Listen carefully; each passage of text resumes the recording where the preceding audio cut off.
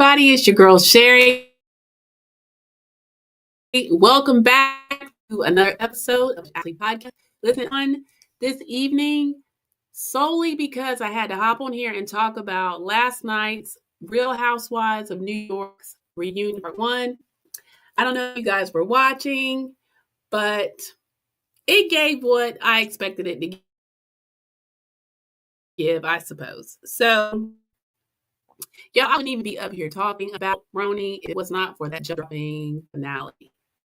So before we get into it, real quick, y'all, if you haven't yet, go ahead and like this live. And those of you on the replay, go ahead and like it on the replay, honey. Like, give me the thumbs up. And then comments and let me know what you thought about last night's episode of RHONY. What were your thoughts, child? Did y'all watch the season? What did you think? Do you think coming back? There's rumors out there that they're doing casting calls. So, y'all write in the comments and let me know what you think. And if you haven't yet, and you're not a part of the Actualizer, y'all come on and subscribe. Hit that subscription button and subscribe and join the Actualizer family further, and hit that notification bell so you'll know, like a moment's notice, when I start to go live or we drop that, you'll be too. So y'all get into some conversation about Real Housewives of New York last night in their season reunion special part 1. First things first, whenever I talk about a reunion, I always want to open with talking about the looks. I got to get to the ladies, y'all. I thought everyone looked stunning. I mean, it was giving old Hollywood glam. Y'all, that's my thing. I thought they all looked stunning. So always try to do a best dress. And so if I'm going to give it to one, and honestly, it's tough for me. To me, it was a toss-up between two ladies. But if I have to give one for best dress, I am going to give mine to Sai De Silva. And that one's kind of a little fuzzy pick, but if we go to the group pick, y'all will see Sai looked fierce in her gown. I think it was Jenna that said she was given a little bit of Gone with the Wind with some wit. I mean, it was fierce. A good honorable mention to me was Jessel. I love Jessel. My only problem when Jessel sat down, it didn't translate as pure when she was standing up and giving good face, good body poses. But all of them, sans Jenna, I was not feeling the robe and all. That's just, I was Jenna being fashionable. But let me just say this, honey. I guess I'll wait till we get to it. But man was trying to return her $1,500 Balenciaga robe. He wanted to keep it for Bravo, and she said she might return it. So listen, that is very, very out of order. Over the ladies at Salt Lake, they would not hear of such. I mean, now one would wonder, Aaron dropping the hints that she might be a little on the struggle bus may be the case. I mean, you would think Jenna could keep a $1,500 robe, but child, listen, I'm not counting nobody's pockets. If she want to turn it back in, she can turn it back in. But y'all let me know. Slide in the comments and let me know who were your favorite looks of the night. Like I said, I thought the ladies got it right. But y'all, let's talk about this reunion. So it opens with the ladies getting dressed, y'all, and everybody's checking in with each other. I think the ladies are still shook up from the finale. It's clear that they haven't spoken since to Brynn. Y'all, was it just me when Brynn walked in and the scene where she goes in and checks with Jessel and she's kind of like leans in with the grin and says, everything's fine, right? And Jessel kind of gives her the stare like, girl, she's like, no. So you think everything's fine? And she's like, have you seen the finale yet? And Brynn's like, no, I haven't seen it yet. But, you know, she proceeds to watch it while she's sitting in the glam chair. Y'all, let me just say, was it just me? Or were you just looking at when Brynn walked in like when watch a psychological thriller and you watch like the sequel to it, and so the main character, you already know he's gonna do something crazy, so you're just kind of sitting back to see like what's she about to do. I was looking at her when she walked in, grinning. I was like, man, why are you grinning? You should come in with a remorse on your face. She did not, child. Now, honestly, I think it should be a prerequisite that you've had to have watched all of the episodes before you come in the day of reunion. Child, she's sitting in glam watching. She's watching the finale. Now, when we see some emotion from Brynn when she's watching the finale, it's not for the reasons that we think, because I would think she's mortified at what she's done and put her friends through, particularly what she's done to her. Y'all, that look and them tears are because she's upset about what they were saying about her. When Raquel said that she figured out that she was lying, when Aaron talked about how, it started to make sense when she caught it, what Sai said about, and she's giving the mad face and the tears because now she's feeling like, they're talking about her, they never her. And I was like, Brynn, when I did the finale recap, and it was really good discussion. Thank you all for the support on that video, by the way. And the comments were great, y'all. I loved a lot of what you said. I'm not that, is trying to diagnose anybody. But a lot of the comments that I received, one of which said that they believed, because I think it was Sai that threw out the word narcissist about Brynn. And then I had one of my actualizers that said, no, it's a histrionic personality disorder. Y'all, I looked it up. Kudos to my actualizer that put that out there, because I'm not in mental health and don't profess to be, and I'm not trying to diagnose anyone. But if y'all go back and read the symptoms of that disorder, it is seemingly a textbook case. But child, neither here nor there. Let's get back into this reunion. So, of course, they open up and everybody is greeted. We see a pregnant Erin. She looks beautiful. Her bodega dress is gold. She fitting, from the front, you can't even tell, but from the side, child, she popping out. She is with child, honey, looking good. All the ladies look good. And he checks in and we find out that Jessel has celebrated her 10th year wedding anniversary, and she received as a gift an iPhone 16. And look, the look of shock on everyone's face, and she was like, oh no, that's a good gift, that's what I want. I was like, oh, it's the iPhone 16, child. That's not a cheap gift. I mean, if that's what she wanted, it's all good. But Andy, gets right in with everyone. He checks in. Uba says she's going to be Uba Zen. She's not coming with the smoke this time. And, he goes over to Brynn, y'all, and she's all like, hey, daddy, girl, read the room. It's not the time to do your little sex kitten thing, but child, whatever, what have you. And glossed over it and kept going. So one of the first things we really get into as far as the start, Andy has started doing a thing where he asks the housewives before he gets into the reunion, anyone would like to set an intention. Brynn says, now she's got a chance to watch the finale. She's got a lot of clarity, and she's hoping for resolution. And then Aaron says, I think a lot of us are still kind of confused, so they're looking for some clarity also. And,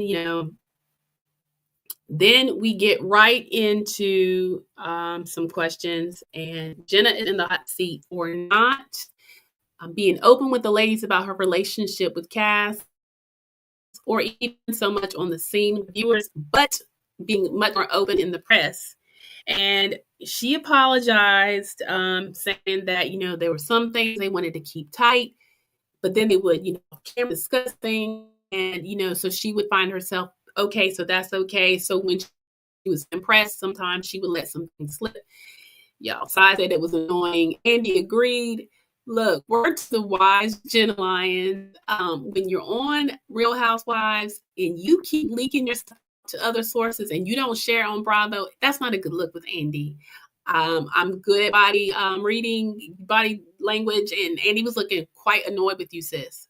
So I know your partner is not really into Bravo. Matter of fact, Andy says that she uses that word like she hates Real Housewives, but if she's gonna be with you, you're gonna have to like come together on some sort of agreement because not sharing your relationship, it's not going to look good for you in the future if you get one child. Because, like I said, word on the street is they are currently casting for the next season of Real Housewives of New York. So, I don't know what that means for the other ladies, but I can tell you right now, not sharing your relationship is a surefire way to find yourself get out of there. So, there's that. So from there, we then decide, y'all, and her feud with Pavitt. And I'm sorry, but Sai cracks me up. I know a lot of people don't care about it, say she's mean and all of that, but I think, Sai had done therapy. We find out she did complete 4 months therapy, y'all. So, I mean, she didn't stick in it for the long haul. I think Sai is at the point now where she's like, I'm hanging up therapy for a while. I'm going to give y'all what you want. So basically, Pavitt, who is Jessel's husband, had called her a bipolar B. And Sai, of course, didn't appreciate that. And so she basically said he looked like Dory. And that was revealed from Finding Nemo. That was revealed in the text by none in this pot stirrer herself, Brynn. And basically, they asked, was Sai sorry? She's like, no, they asked, she apologized. She said, it turns out neither has Pavitt. And just as, Sai lets everyone really hurt feelings. She has a tough exterior, words still hurt, still that's a trigger for her being called that particular name. And Jessel tries to say, well, I know Pavitt wants to apologize, but he was hurt. It is what it is. And she was like, but he's had fun with being called a Dory lookalike. And she was like, I'm glad that he's embraced his doppelganger. Y'all, Sai was wrong for that. But there's that. Okay. So we touch on Raquel's relationship with her mom. Had her mom been to New York yet? And the answer is no. And she kind of makes excuses for it and everything, but we then also get into a little bit about how when she was in Puerto Rico, the whole thing with Jenna giving Brynn a kiss on the lips, which, honey, is nothing new. Anytime Brynn is in touching distance of Jenna, she's going to put her lips, hands, or something on Jenna. But, Jenna playfully kisses her on the lips, and other women, obviously, so I was saying that made her feel uncomfortable because, here the mom was trying to get her arms around the fact that her daughter Raquel was now a woman, and then they kind of blatantly threw that in front of her. And Andy even said, watching it, even he was uncomfortable. So Jenna apologized, and y'all notice that Jenna goes into this baby voice, and then like when she talks, she closes her eyes, and I don't know. I find it annoying. But there's that. So anyway, Jenna apologizes, didn't realize what she was doing, I guess, and did not mean, Uba agrees that it was cringy as well, but she also agrees that Jenna meant no harm. So we move on from there. And then we get into Brynn, who is now pretty much stating that Sai and Aaron made her life hell. They talk about Jenna bringing up the fact that it was Brynn that clued her in, Sai hate her. Jenna retracts that and comes back and says, I didn't mean to like call you out as the one because I heard it around town. Sai admits that Jenna's not her cup of tea. Y'all, I wonder why sometimes. I don't know. Maybe it's the thing that I just mentioned, how she kind of plays the innocent act, the baby act, she's very, I like Jenna. Don't get me wrong, okay? So I like, Jenna at the lines, okay? But I think that I particularly did not care for the way that she opened up for Brynn and seemingly was quick to take Brynn's side in conflict instead of being the one that tells her wrong. That actually changes on part one of the reunion. I was not get to it. At any rate, when we find out that Side was like, how was I making you miserable? Brynn starts to cry, y'all. So this is the first semblance of emotion we see sitting on, the couch. And she's like, Side, you yelled at me, and Aaron, you called me names. Aaron's like, what I said, no production, y'all. Production goes back and she was calling her dumb. Oh God, several things, honey. The bad friend calling her nuts.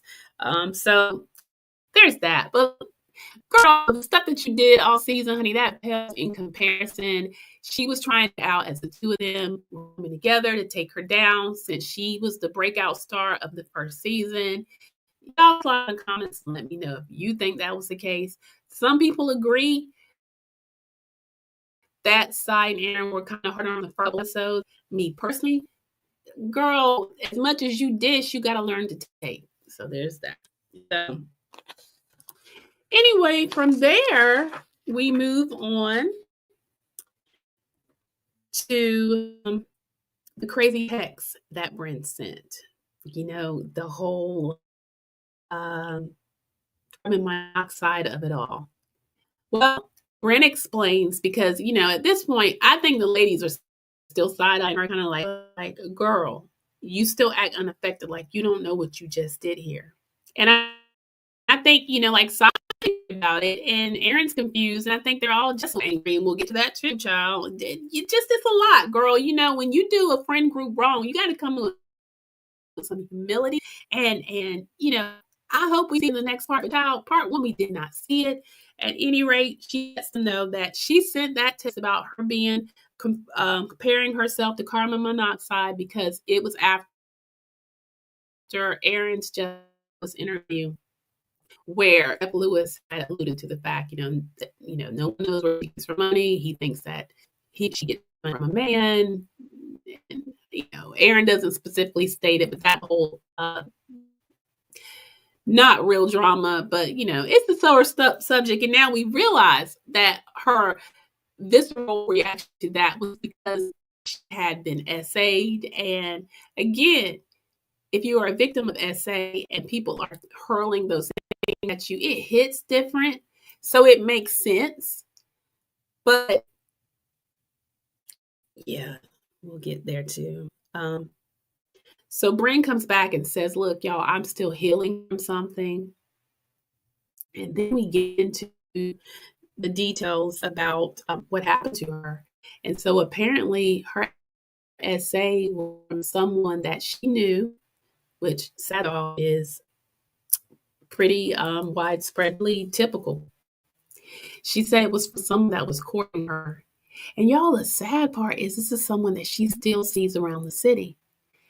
And, we find out that she did not press charges because she was ashamed, which, that is normal either. You always, you're ashamed, just want to get away. She said she went home, she took a bath, she just had to get, even try to keep herself from bleaching her bath water. And, it just was traumatic. And you can tell she was really visibly, crushed. And you can see a lot of emotion from the ladies, particularly Uba. And I know I have a lot of folks out there that cannot stand Uba. And Uba did not have a very good season. She did not have some shining moments. There was a lot of her flying off the handle, her being, I thought she was pretty awful in Puerto Rico when Raquel had brought them there as somewhere she grew up, her home, her home place, and wanted to show and was excited. And she seemed very, it was pretty awful the way she acted on the beach, and several other scenes. I don't think that Uba acted in her best self. However, Uba clearly cares about Brynn, despite what they've gone through. I know that I've read in articles since that Uba said that they'll never be friends that way again, but she loves Brynn. You can tell, the hurt that Brynn was feeling, she was feeling empathy, and that seemingly seems to be kind of the difference between Uba and Brynn. Y'all slide in the comments, let me know what you think. And Erin seemed to take the stance, and she was like, Brynn was, she was so crying because she understood why people committed heinous crimes.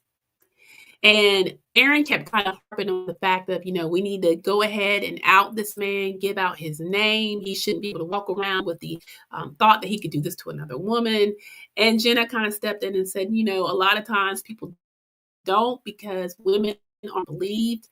Then women become the victim, because the one that they go after, villainized. It's just a whole ordeal. And so one thing I like about RHONY is they hit on some serious subject for women. You have SA, Erin was transparent about terminating a pregnancy. Then we find out Jenna came forward and Raquel. See, that's the kind of stuff I'm talking about for Housewives. When these things come up, use the platform to let the women know they're not alone, educate, just to be transparent, not to weaponize, not to tear down, but a teachable moment, a heartfelt moment. And Erin said that from there, lots of women were in her DMs, showed her a lot of support, other housewives as well. And the same with Brynn. Brynn got a lot of support with coming forward with the she had been essayed. So, there's certainly, I too have a ton of compassion. I pray for the day that this kind of stuff stops and that justice is served for more women and we don't suffer in silence. But so we go from there, y'all. And then we go into, we talk about Jessel's marriage and the story that Brynn spun about Jessel. And it basically is that she had asked, it was Erin and Cy. She liked, she missed, I don't know if y'all caught this, but let's talk about a scene where it was Erin, Cy, and her, and she was talking about Jessel. And she brought up the fact of when they were talking about, who was the love of her life. And she said that Jessel said it was an ex-boyfriend, like it wasn't Pavitt, which we come to find out that was not the conversation. The conversation was, who was someone that you had like the wildest encounter with, and she said it was with an ex. The fact that Brynn lied and completely spun that to say that the love of her life was not her husband, but some other random man. And Jenna was saying, watching it, she did not realize that wasn't true. And, everybody started getting on her about the way that, including Andy, Andy even asked her when she was saying that Erin and Cy made her life hell for the first 5 weeks. Andy kept questioning her, how, and she couldn't really pinpoint it. And then even with this, there was no defending the fact that she spun it. And when she watched it, instead of saying, dang, I can't believe I hurt Jessel like that, or I said that I was wrong for that, that scene made her miss Erin and Cy. And then she tried, y'all, to justify it, saying, yeah, but that's the way we bonded. We bonded by talking a lot of ish. Y'all, Jessel was mad, and this was the first time I really saw her stand up for herself. She was like, you know what, Brynn, you distorted my words. And her husband had to sit there and watch it. She said that Pavitt questioned her. And, at first he didn't believe her, that's not what she said. She's like, she started questioning her own self. She called Uba and was like, did I say that? And that's not what they were even talking about. It was literally the wildest intimate encounter you had. And it was girl talk. So for Brynn to bring that up and then to bring her husband in that was vile. Jen was not here for any of it. Jenna was not here for any of it. Brynn tried to explain it away.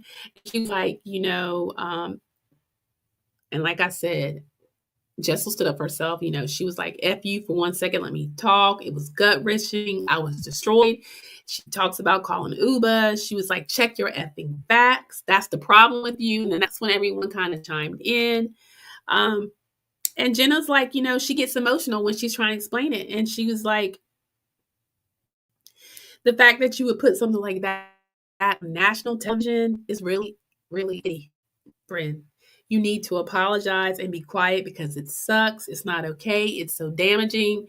And, Brynn tries to pivot and tries to tell anybody how everybody was going off on her the whole season. But, Jenna doesn't let her slide. She just keeps going at her like, that's your problem. And, words matter. It's up. And she's like, yes, everything, this is really dark. I just can't believe you did this. And so that was pretty much how part 1 ended. We're going to get into Rebecca Minkoff is going to join them on the next part. And then they're going to start getting to more of what happened on the night of the finale in Puerto Rico. What did I think it gave? Well, I think it's clear that Brynn hasn't done any work on herself and that she's still not in the place that she needs to be. There's a lot of healing that needs to commence, that she definitely does not need to return back to the show at all ever. I think they need to let her go. I think the reunion is absolutely solidifying that. She sit there like a deer in headlights when she came in, with a whimsical smile before they got started. It just doesn't sit right. I know she just saw the episode before she came out, but y'all, I just feel like if she come in a little more humble, a little bit more, apologetic, at least something, but she was stone-faced. I mean, so for all of the content creators out there, I watched a lot of y'all's commentary. I agree. I think we're all on the same page here. We're all saying she has some serious mental health things going on, some serious childhood trauma that has held her back, that is manifesting itself in some very dark ways, and she needs to get help. And reality TV is not it for her. It's not. I don't even know what it's going to mean for all of the ladies moving forward. I guess we can say now that the remaining ladies have kind of trauma bonded over this experience. And so we may see them interact differently next season if they decide to bring them back and recast a new housewife or a couple new ones or new friends of. Child, I don't know. But I'm going to keep tuning in. I'll be back next week to do part 2 of the finale, or I'm sorry, the reunion of Real Housewives of New York. I enjoyed part 1. It didn't give that much, but usually part 1s don't, y'all. So tune back in next week and listen to what I have to say on part 2. Later in the week, if not this week, because normally we come to you guys on Thursday to do the Real Housewives of Salt Lake City reunion recap with Joey, but he has some things he needs to attend to, so it may be Monday before we drop that. But go ahead and hit that notification bell so that you'll be the first to know when we do drop that. And y'all, as always, thank you so much for tuning in. You guys slide in the comments and please let me know what y'all thought of part 1 of reunion and overall what you thought of the season. Who did you have as fun comments? And you guys be intentional, go ahead and the best wonderful evening of the night and keep on watching that good Bravo content, y'all. Come back. I got more for you. All right. Y'all have a good night.